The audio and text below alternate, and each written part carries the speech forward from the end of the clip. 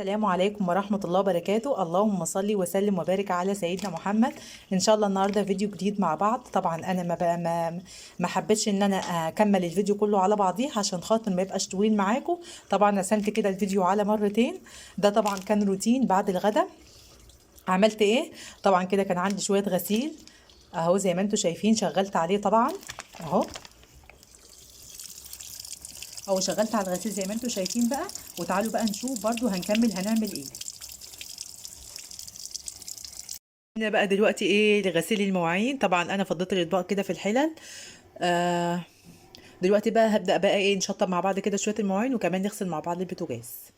جيت بقى دلوقتي اهو زي ما انتم شايفين، هاخد الاطباق كده واحدة واحدة اغسلها اهو.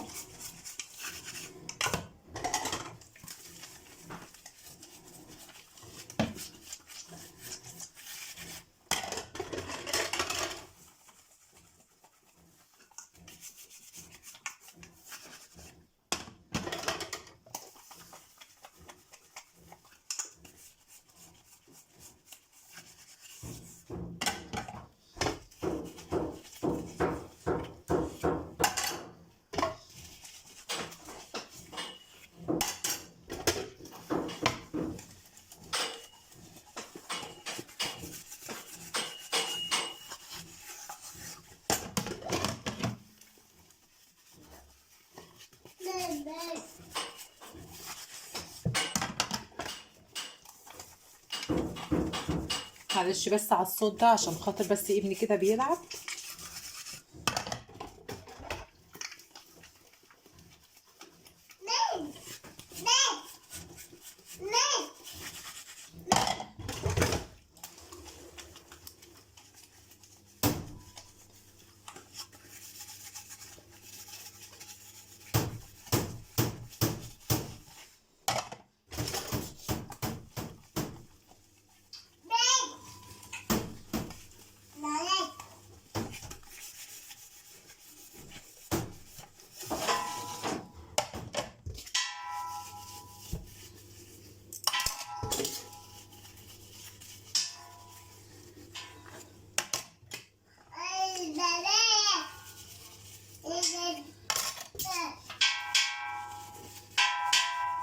خلاص كده بقى شطفهم.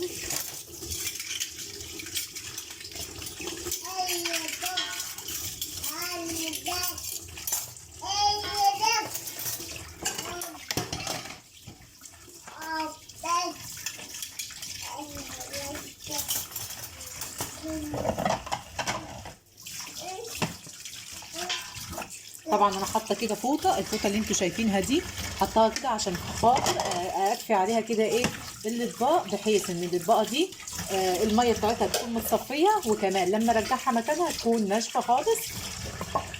وحتى لو حطيتها كده في صفايه الاطباق برده، طبعا انا عندي هنا صفايه اطباق برده تبقى ايه ناشفه، عشان خاطر صفايه الاطباق لما باجي انضفها بتغلبني جدا، لان الصفايه بيبقى العيون بتاعها ضيقه جدا، فطبعا بتنزل فيها ميه وبتحتاج ان انت تنضفيها. فانا بنشف كده الاول على فوطه زي ما انتم شايفين، وبرجع طبعا احطهم كده في صفايه الاطباق بس بيبقى الميه فيهم ناشفه جدا.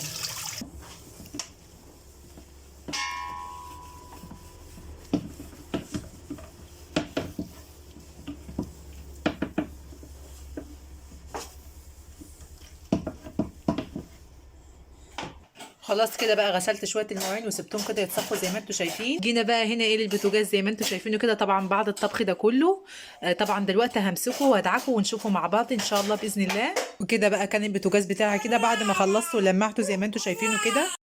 كده خلاص زي ما انتم شايفين دوره الغسيل كده خلصت اهي، عمل ما خلصت شويه المواعين. دلوقتي بقى ايه هنخرجهم ونحط دوره تانية. جيت بقى هنا اهو زي ما انتم شايفين حطيت الدوره التانية بنطلون جينز كده وشراب. طبعا ما كانش ينفع ان انا اغسله في الدوره الاولانيه دي، لان طبعا هي قمصان وسويت شيرتات، ما كانش ينفع ان انا احط معاها البنطلون الجينز. طبعا هشغل الغساله دلوقتي مع بعض.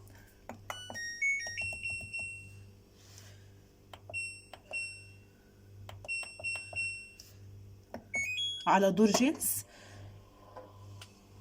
اهو، انا مشغله الغساله على برنامج جينز اهو زي ما انتم شايفين. وطبعا هسيبه كده ايه لحد ما يتغسل وبعد كده اخرجه. جيت بقى دلوقتي عملت ايه، سبت كده دورة الغسيل تغسل كده مع نفسها، وجيت بقى دلوقتي خرجت كده لبس ولادي اللي عشان خلاص ادخل بقى كده اسحمهم. طبعا هاخدهم كده واحد واحد واسحمهم. طبعا انا جهزت دلوقتي الهدوم زي ما انتم شايفين كده. هنا بقى بعد ما سبت كده الغسيل يتغسل طبعا وسحمت كمان الولاد، وكانت عندي مكوه كده خلصتها. جيت بقى اخر حاجه قلت اعمل ايه بقى دلوقتي. كان عندي كده شويه بسله بقى طبعا.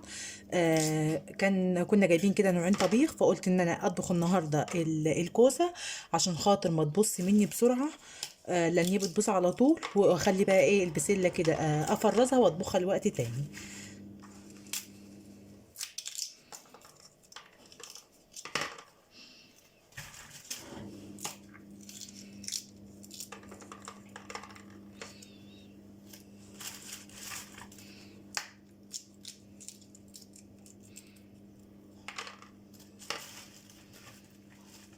هكملها انا بقى كده، وبعد كده هشطفها واسيبها تتصفى، واجيب كده كيس نضيف من بتوع التلاجة وافرزها فيها على طول ونشوفها مع بعض. خلاص كده بقى بعد ما شطفتهم وسبتهم يتصفوا، خلاص كده بقى هبدأ ان انا ايه انزلهم كده ايه في كيس. طبعا كان يعني هو كان كيلو بس، عشان خاطر انا اخدت منه وعملت شوربة الخضار. خلاص كده بقى ايه هشيل دلوقتي بايه في الفريزر، نعدي بيه كده اي يوم من ايام الاسبوع، او نعمل منه برضو شوربة خضار. خلاص كده بعد ما كمان فرست كده البسله زي ما انتوا شفتوا. طبعا طلعت كده على البلكونه، نضفتها كويس جدا وكنستها.